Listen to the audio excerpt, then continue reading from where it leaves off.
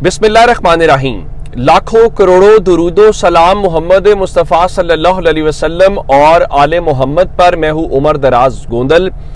आज अडियाला जेल के अंदर तोशाखाना 2 केस की समाअत थी और उस समाअत के दौरान जहां इमरान खान की तीनों बहनों को आज इजाज़त मिली, उसके अलावा जो मैं आपको बता रहा था कि उनके जो मिलिट्री सेक्रेटरी थे और दीगर जो अफसरान थे उनका आज बयान रिकॉर्ड होना था, तो उस बारे में अभी तक की क्या इत्तलात हैं। पहली बात यह है कि आज उस वक्त के इमरान खान के जो मिलिट्री सेक्रेटरी थे ब्रिगेडियर रिटायर्ड मोहम्मद अहमद, अच्छा मेरा ख्याल था कि वो प्रमोट होके मेजर जनरल बन गए हैं, लेकिन मेरी इत्तलात गलत साबित हुई और मालूम पड़ा कि नहीं, वो रिटायर हो गए हैं। तो मिलिट्री सेक्रेटरी रिटायर्ड जो ब्रिगेडियर मोहम्मद अहमद चीमा हैं वो, और उस वक्त के इमरान खान के जो डिप्टी मिलिट्री सेक्रेटरी हैं कर्नल रेहान ने आज अपना बयान कलम बंद करवा दिया है।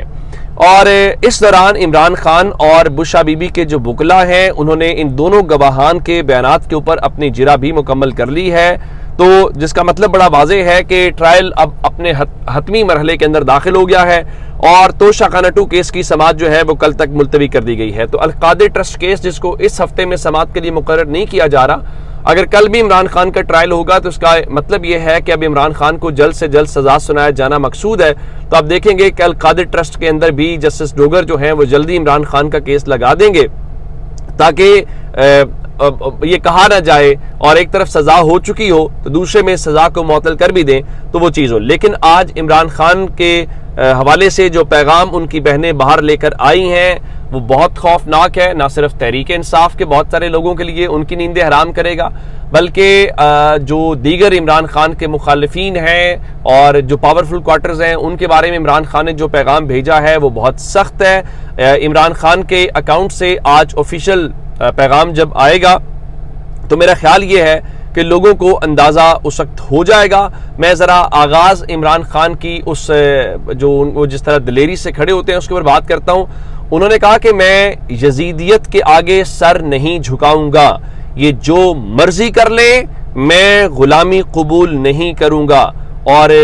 बाकी इमरान खान ने टूटने के हवाले से बात की कि ये इनकी गलत फहमी है कि हम टूट जाएंगे या ये हमें जिस तरह से करना चाह रहे हैं वो हो नहीं सकता। यानी वो अपनी दलेरी और बहादुरी जो है उनका अगर ये समझते हैं कि हम टूट जाएंगे तो ये गलत फहमी का शिकार हैं। और फिर इमरान खान ने कहा कि हम ला इलाहा इल्लल्लाह पर यकीन रखते हैं, यजीदियत के सामने कभी सर नहीं झुकाएंगे। और फिर उन्होंने कहा कि जो मेरे और बुशा बीबी के साथ हो रहा है ये मेंटल टॉर्चर है, किताबें नहीं दी जाती, बच्चों से बात नहीं करवाई जाती, मैं यजीदियत और फिरौनियत के सामने सर नहीं झुकाऊंगा। और फिर उन्होंने अपनी पार्टी को ये पैगाम दिया है और ये कहा है कि तहरीक इंसाफ अब खुलकर अपोजिशन करे वरना सियासी कब्रें तैयार होंगी। और इसका मतलब यह है कि उन्होंने कहा कि अब डू और डाई की सिचुएशन है, अदरवाइज पाकिस्तान तहरीक इंसाफ को पॉलिटिकली दफन करने की कोशिश की जाएगी। सो अब आप पे है कि आपने वो होना है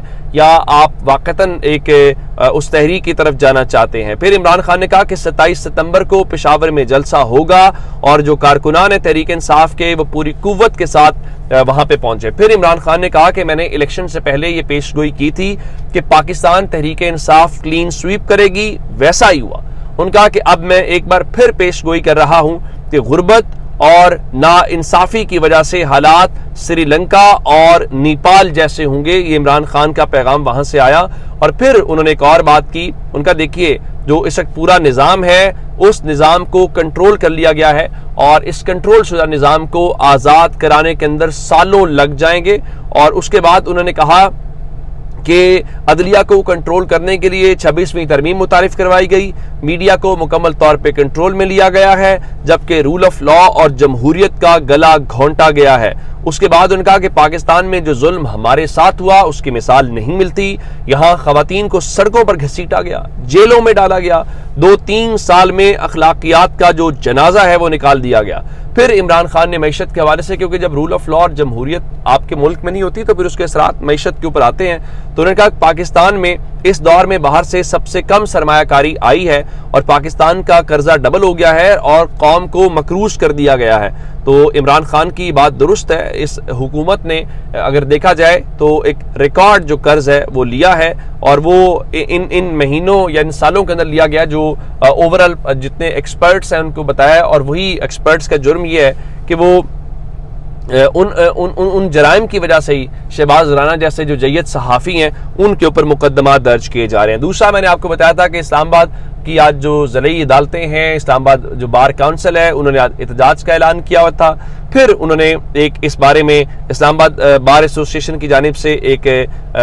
کانفرنس کہہ لیجئے یا اجتماع رکھا گیا تھا جو ایمان مزاری اور جسٹس طارق محمود جہانگیری صاحب کے حوالے سے تھا۔ تو ایمان مزاری صاحبہ نے وہاں پہ تقریر کی، بہت تگڑی تقریر کی، اور جو انہوں نے الفاظ استعمال کیے، اب ایون جو ذرا پرو اسٹیبلشمنٹ لوگ تصور کیے جاتے ہیں یا جو اسٹیبلشمنٹ کی لائن لیتے ہیں، وہ ایمان مزاری کو اس تقریر اور اس لب و لہجے کے اوپر بھی دھمکیاں دیتے ہوئے دکھائی دے رہے ہیں۔ تو انہوں نے جو آج کی خطرناک تقریر کی ہے، میرے خیال سے وہ جسٹس ڈوگر صاحب کے لیے سرپرائز ابھی ہوں گے، اور ایک مومنٹم ان کے حوالے سے بنتا دکھائی دے رہا ہے۔ تو انہوں نے آج کی عدالتوں کو عسکری عدالتیں قرار دیا، انہوں نے آج کے ججز کو عسکری ججز قرار دیا، اور ساتھ ہی ان کے بائیکاٹ کی تجویز جو ہے وہ پیش کی، اور پھر ان کا کسی کو لگتا ہے کہ وہ ہمیں ڈرائے گا تو یہ اس کی بھول ہے۔ آپ کوئی بدماش یا تھانے دار ہے جو ہمیں پکڑیں گے، اور آئین کو بحال کرنا ہوگا اور ہمیں اپنی وردی کی عزت بحال کرنا ہوگی۔ یعنی ایمان مزاری جو ہیں وہ اپنی بار ایسوسیشن یا وکلا کے اوپر زور دے رہے تھے کہ دیکھیں ہمیں بھی اپنی عزت بحال کرنی ہے، اس میں کوئی شک نہیں ہے۔ پچھلے تھوڑے عرصے کے دوران ہم نے یہ دیکھا ہے کہ پاکستان کے اندر جو بار کونسلز کا کردار تھا وہ بہت ہی منفی کردار ہے، وہ بہت ہی تکلیف دہ ہے۔ اس کی وجہ کیا ہے کہ آپ کو اگر ڈی ایچ اے کے پلاٹس مل رہے ہیں، اگر آپ کو کروڑوں میں اعظم نذیر تارڑ صاحب اور ان کے گروپ کے ذریعے فنڈز مل رہے ہیں اور آپ خاموش ہو گئے ہیں، 26ویں یعنی ترمیم میں جو عدلیہ کا سرنڈر ہے، جو عدلیہ کے پر کاٹے گئے ہیں، تو یہ ضروری نہیں ہے آپ وقتی فائدے کے اوپر دیکھیں، اپنی جنریشنز کو دیکھیے گا، اور اپنی جنریشنز کے حوالے سے کل آپ کے بچوں کو جب انصاف چاہیے ہوگا اور کسی طاقتور کے خلاف چاہیے ہوگا تو وہ کیا کرے گا جب اس کی مجال ہی نہیں ہے۔ جن عدالتوں کو اور جن ججز کو آج ایمان مزاری عسکری کہہ رہی ہیں، وہ کیوں کہہ رہی ہیں؟ اس کا ایک بیک گراؤنڈ ہے۔ آپ پاکستان میں کسی بچے سے بھی پوچھیں گلی محلے میں نکل کے اور ان سے یہ کہا جائے کہ کیا پاکستان میں عدالتیں آزاد ہیں، تو میرا خیال ہے وہ الٹا آپ سے سوال کرے گا کہ پاکستان میں کوئی عدالتیں ہیں جن کو ہمیں آزاد کہنا چاہیے۔ آپ دیکھیے یہاں پہ 9 مئی میں جس طرح سزائیں ہو رہی ہیں، شیخ رشید صاحب کے جو بھتیجے ہیں راشد شفیق، ان کو سزا ہوئی تو آج شیخ رشید کیا کہہ رہے تھے؟ ان کا میں کعبے کی چھت پر گیا ہوں اور میں قسم کھا کر کہتا ہوں کہ راشد شفیق نے فیصل آباد دیکھا ہی نہیں ہے، اس کے والد کی طبیعت ٹھیک نہیں ہے، وہ والدہ کا جنازہ بھی نہیں پڑھ سکا۔ ارباب اختیار سے درخواست ہے کہ عام آدمی کو معافی دے دیں۔ اور اس طرح سے ہم نے ایک پروسیڈنگز کے اندر بھی دیکھا کہ ایک گواہ آیا ڈاکٹر یاسمین راشد کے حوالے سے، تو انہوں نے قرآن پاک اور اللہ کو حاضر ناظر جان کے حوالے سے جب بات کی تو اس وقت ہم نے یہ دیکھا کہ وہاں پر وہ گواہ جو ہے وہ پیچھے ہٹ گیا اور اس کو اندازہ تھا کہ وہ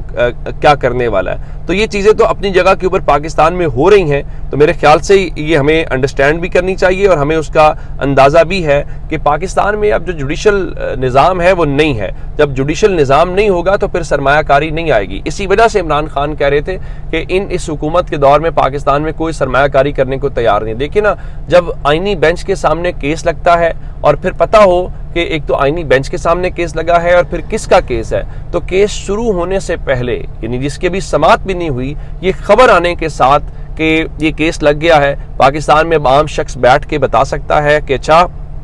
آئینی بینچ میں لگا ہے، اچھا یہ گورنمنٹ کے یا اسٹیبلشمنٹ کا کیس ہے تو یہ فیصلہ ہوگا، اچھا یہ تحریک انصاف کے حوالے سے ہے، اس میں تحریک انصاف کے حوالے سے ہے تو یہ چیز ہوگی۔ یہ پرسپشن پہلے تو یہ ہوتا ہے نا، لوگ بینچ دیکھ کے، اب بینچ والی بات بھی نہیں، اب تو آئینی بینچ کافی ہے، نام ہی کافی جس کو کہتے ہیں نا۔ اپنا بہت سارا خیال رکھیے گا جی، خدا حافظ۔